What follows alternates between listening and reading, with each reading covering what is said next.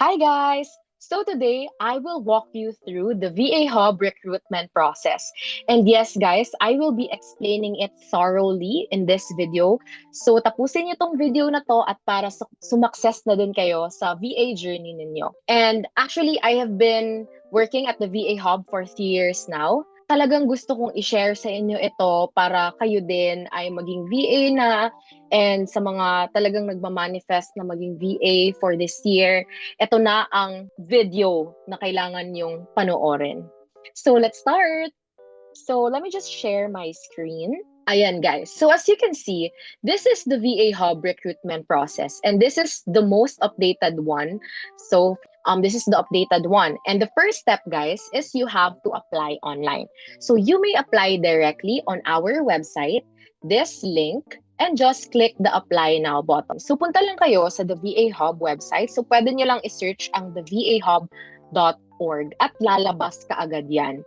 So as you can see, green ang branding ng the VA Hub and ito yung logo namin. So just click the apply online button. And then before filling out the application form, guys, I highly suggest to always read the instructions or kung ano man nakalagay dyan para sumakses kayo. So full name, of course, Glyza Del Mundo, phone number, gawa na lang muna ako ng number here. Pero of course, you have to put your phone number talaga, okay? So mobile. Ayan. And then the email address, of course, my email.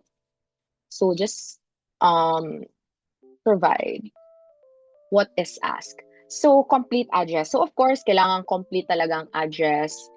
For me, lagay ko na lang muna ng Davao City for privacy purposes. Region, Philippines, of course. How did you learn of the VA Hub? So for example, may nag-refer sa inyo. So referral. Who referred you to the VA Hub? Answer this if you have selected referral on the question above.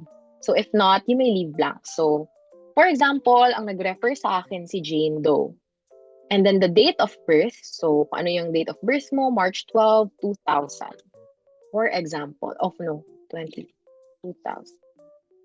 Ayan. So, gender, female.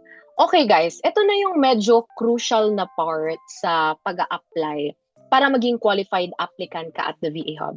Currently kasi, guys, itong napansin ko usually sa mga kaibigan ko or yung sa mga nagko-comment sa TikTok ko, usually, pag nilalagay nila dito na they are currently employed with fixed working hours or even with flexible working hours, parang hindi ka na magiging qualified. Kasi I think, since hindi naman ako part ng admin team ng the VA Hub, I'm just a VA of the VA Hub. So I think yung mga hinahire talaga nila is yung mga not currently employed para mas focus ka talaga sa training kasi the training is also crucial and challenging and it really takes time. So 3 to 4 weeks and that's 8 hours a day yung training. So talagang makukuha na agad yung oras mo sa training pa lang. And if you are currently employed, I don't think na makakaya mo yung training. And madami nang nag-try ng ganun. Pero of course, hindi nila nakaya because they also have another work. And they also, like, they have another job pagka umaga. And since yung training is graveyard, di ba?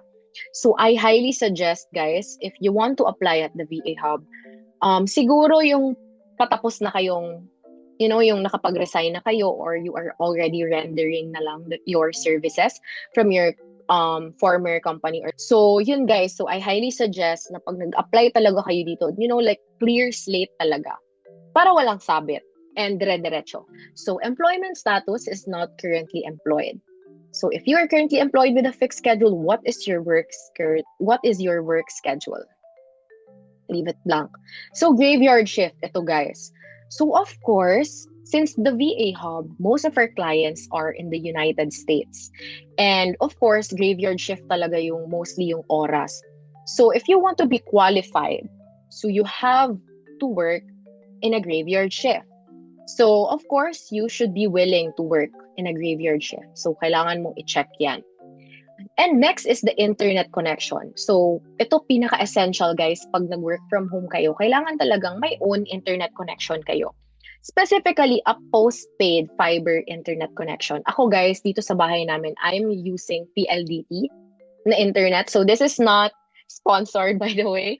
Pero yun yung ginagamit namin dito sa amin. And if you have also Globe or kung anumang company, so okay lang. Basta it's a postpaid. Hindi pwede yung pa-load-load lang, guys. Okay? Hindi pwede yun. And then, of course, let's go to the system requirements. So, your system requirements, guys, or your equipment, kumbaga, sa pagtatrabaho, that is your money-making machine. So, kailangan nyo talagang mag-invest.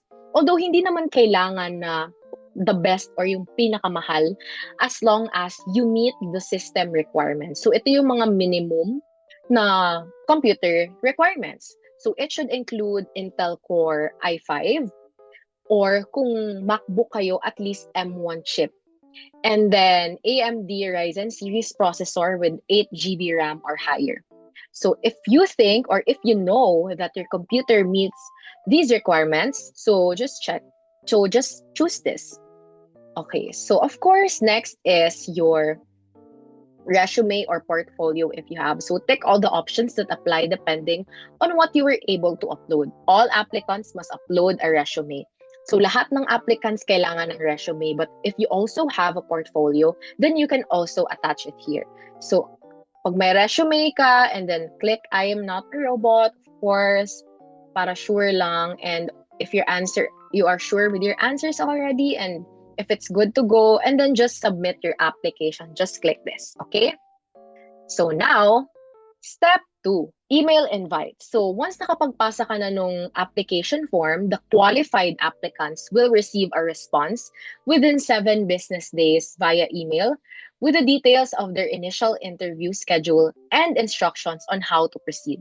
So ang daming nagtatanong nito, guys, kung kailangan ba talaga 7 days or nagsisend ba sila within 3 days? And yes, guys, usually talaga nagre-respond sila on the 7th business day. So, hindi kasali ang Saturday, Sunday, and the holidays. Okay? So, usually sa 7th business day. And always remember to check your spam folder or junk folders. Kasi guys, minsan talaga nahuhulog yung mga emails ng, like yung mga bagong emails pa lang na sa send sa'yo, nahuhulog sila sa spam folder mo. And sayang naman, di ba, if ma-miss mo yung opportunity na just because of a missed email na hindi mo nabasa. So always check your spam folder. Step 3, guys, is the initial interview. So after receiving the email invite, you will then continue with the initial interview. Tip, dress to impress and always wear your best smile. So during the initial interview, guys, of course, kailangan talagang magpa-impress ka on how you dress. Like, it should be very professional. Of course, hindi ganito, guys, ha? This is just for the video today. Pero you have to dress professionally, like business or business casual, something like that. So you really have to be professional. And I have actually a video on this on my TikTok account, like mga tips and mga questions na tinatanong nila usually during the initial interview. And once you pass the initial interview, you will go through the final interview, of course. And the 2 interviews, the initial and final, usually it would take 1 to 2 days. And then, yun siya. Actually, guys, I also have a sample of the final interview questions or mga tips na binigay ko sa video ko sa TikTok. So, I will drop the link below para makita din ninyo and makapag-review kayo using that video. And pag sumakses na kayo sa dalawang interview, of course, you will go through the pre-orientation, the step 5. So, they will schedule it via, the schedule will be sent via email. And of course, kailangan yung pumunta dito kasi dito ibibigay lahat ng mga instructions on, like the training schedule, what will be happening on the training, like the topics that will be discussed on the training. So, lahat. And if you have other questions, it will be raised during the pre-orientation. And 6th, guys, of course, the training schedule. So after the pre-orientation, you will then receive your training schedule.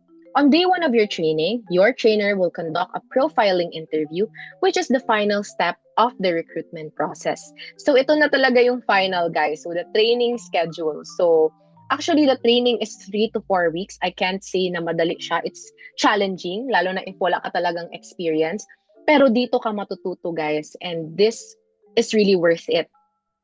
Of course, talagang labanan siya and kailangan mo talagang, like, i-push ang limit mo para makapasa ka and para ma-hire ka.